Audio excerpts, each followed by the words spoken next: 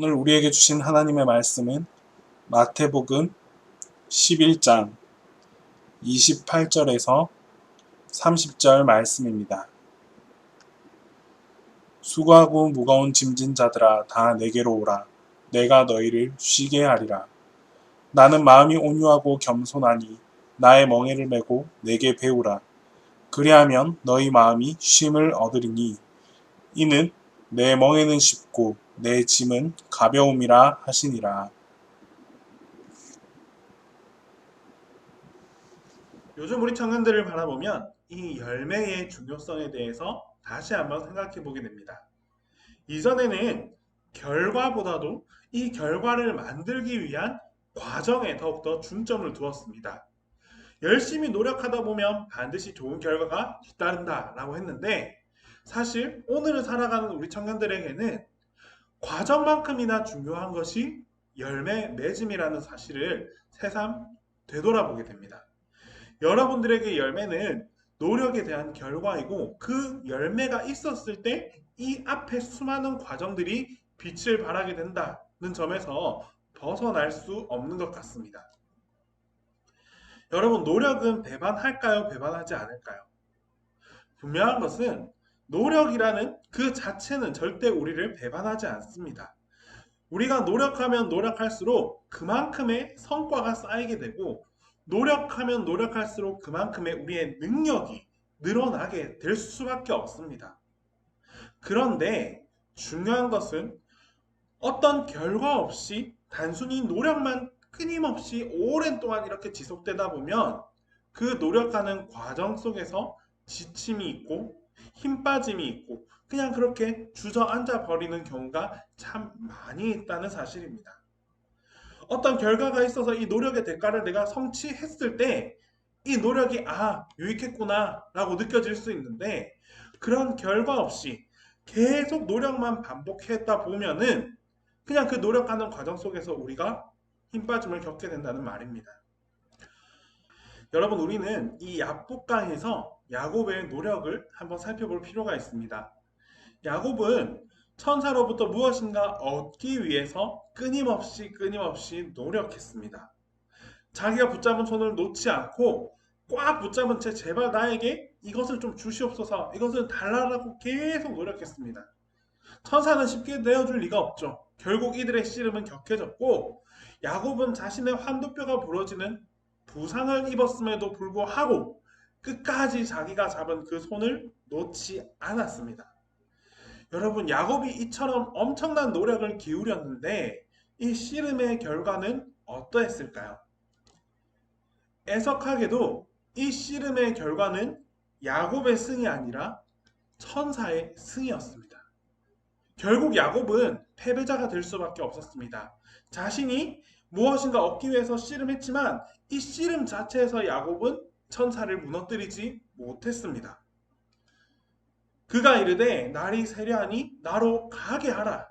야곱이 이르되 당신이 내게 축복하지 아니하면 가게 하지 아니하겠나이다.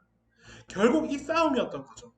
야곱은 끝까지 하나님께서 나를 향한 그 축복을 내게 주지 않으면 나는 놓아주지 않겠다.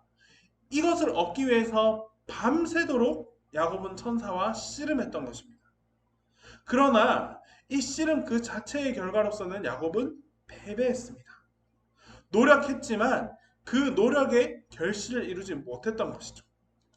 그러나 하나님께서는 야곱의 이 노력을 그냥 흘려버리지 않았습니다.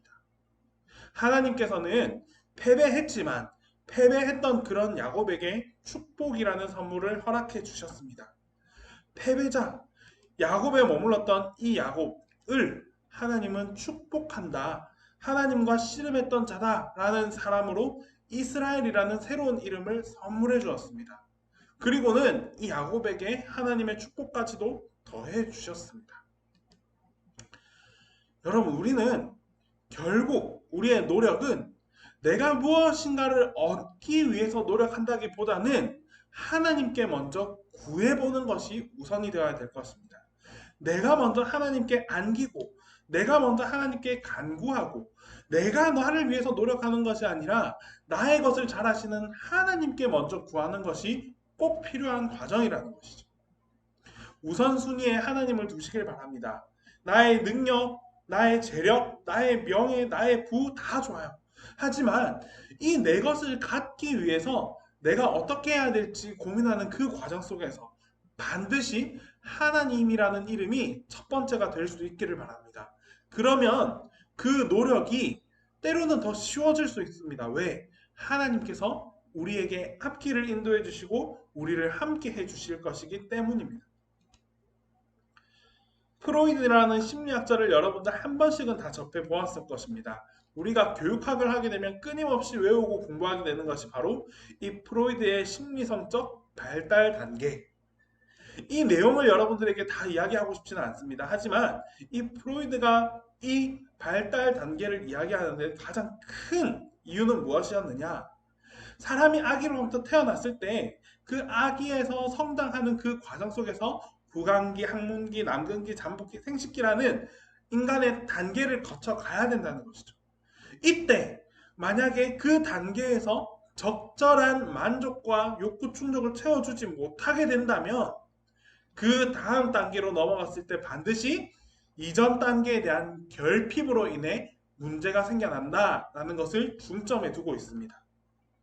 마찬가지로 청년들도 이런 단계, 이런 신앙의 단계를 과연 어떻게 경험해 왔는지 돌아볼 필요가 있습니다. 콕 집어 알려주는 청년 사역 가이드라는 책을 제가 한번 본 적이 있습니다. 그런데 이 책 속에는 애석하게도 수많은 청년들이 교회에서 문제를 일으키고 문제를 경험하고 또 아픔을 경험하고 상실을 경험한다라고 이야기하고 있습니다. 왜 청년들이 교회에서 무너지고 있을까요? 청년들이 교회에서 무너지는 이유는 아이러니하게도 청년들이 열심히 교회에 봉사했기 때문이다라고 이야기합니다. 이게 무슨 말이냐? 청년들이 처음에는 아무것도 모른 채 교회에 와서 같이 찬양하고 같이 무엇인가를 섬기고 같이 뭔가 팀 활동을 하면서 교회가 좋구나, 교회가 점차 재밌는 곳이구나 하면서 나아오긴 하는데 신앙이 쌓이지 않은 채, 그 믿음의 기반이 있지 않은 채 그냥 일로서 교회에 오다 보니까 나중에 어느 정도의 시간이 흘렀을 때 이 일의 힘 빠짐, 일의 지침, 일의 실증으로 인해서 교회 자체를 다시 멀리하게 된다라는 이유였습니다. 사실 우리 청년들도 마찬가지인 것 같아요. 내 마음의 신앙이 온전히 하나님과 관계 맺지 않은 상태에서 여러 가지 일들을 봉사하다 보면 어느 시점에 이르러 반드시 지치는 때가 오게 될 것입니다.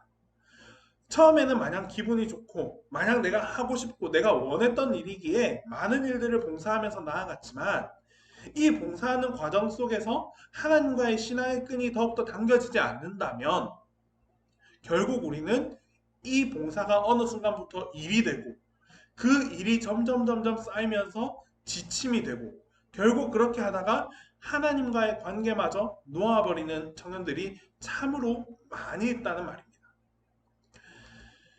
나의 마음이 온유하고 겸손하니 나의 멍에를 메고 내게 배우라.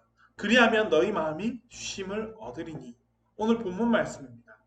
하나님께서는 우리가 무엇을 하기보다는 그 이전에 먼저 내게 배우기를 원하십니다. 그리고 내가 뭔가 열심으로 하나님께 나아가서 충성 봉사하는 것도 좋지만 그 못지않게 중요한 것이 우리의 마음이 쉼을 얻게 된다는 것. 하나님의 울타리 안에 왔을 때 온전한 쉼을 얻고 마음의 안정과 평안과 회복이 있게 원한다고 하나님께서는 말씀해 주셨습니다. 이런 마음의 쉼을 얻기 위해서는 단계가 반드시 필요합니다, 여러분. 우리가 교회 안에서건 혹은 교회 밖에서건 반드시 우리가 어떤 일을 함에 있어서는 단계가 필요합니다. 마냥 3단계에 가서 3단계 일을 열심히 한다, 결과가 났다, 그러면 뭐 할까요? 1단계, 2단계에서 우리가 채우지 못한 것들이 있으면 이 3단계, 기초가 없는 상태에서 3단계를 완성했다고 한들 어느 순간에서는 이 모든 것들이 무너지는 것을 경험하게 될 겁니다. 반면에 1단계부터 차곡차곡 쌓아서 성장하고 어떤 일을 이루어 간다면 무너질 수가 없는, 무너질래야 무너질 수가 없는 그런 일의 성과를 경험하게 될 것입니다. 하나님의 일도 마찬가지입니다. 그냥 이것들이 좋아서 마냥 3단계 일들을 내가 감당하고 충성 봉사하는 것이 아니라 단계적으로 하나님을 알고 하나님과의 관계를 형성하고 그 속에서 하나님의 일을 봉사하면서 나아갈 때 이 일에 참 기쁨이 있고 또 이 일을 통하여서 내가 참 하나님을 더욱더 발견하고 가까워질 수 있는 그런 일들의 성장이 일어날 수 있다는 점을 꼭 기억하길 바랍니다. 많은 일들을 여러분들과 함께 하고 있지만 그 속에서 가장 우선시돼야 되는 것은 결국 하나님입니다. 지금 때로 지침이 있고 여러분들 속에서 여러분들의 삶 속에서 힘든 순간이 있다고 한다면 다른 것들을 조금 내려놓고 하나님과 나 사이의 관계가 어떤지부터 고민해 볼 수 있기를 바랍니다. 하나님과의 나의 관계, 그리고 하나님과의 나 사이에 있는 그 거리의 폭이 얼마만큼인지를 먼저 생각해 보고 그 간격이 너무나 멀어졌다라고 생각한다면 다른 무엇보다도 하나님과의 관계를 먼저 회복하기 위해서 힘쓰고 노력하는 청년들이 될 수 있기를 바랍니다.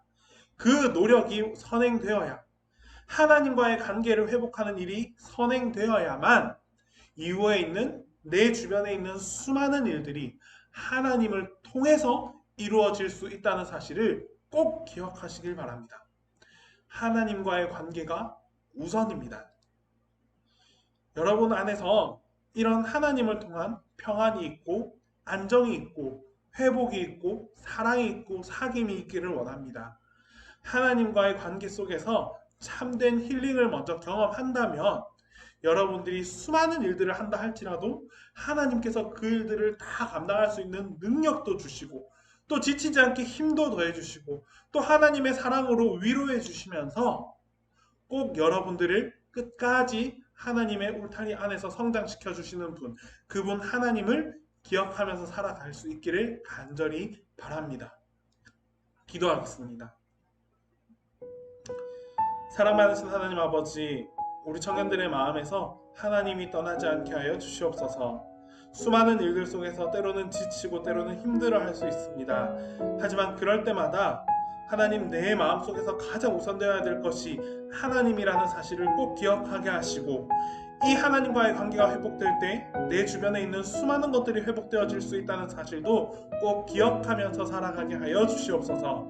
하나님을 통한 새 힘을 얻고 위로를 얻고 평안을 얻을 수 있는 우리 모든 청년들이 될 수 있기를 간절히 소망합니다. 예수님의 이름으로 기도드립니다.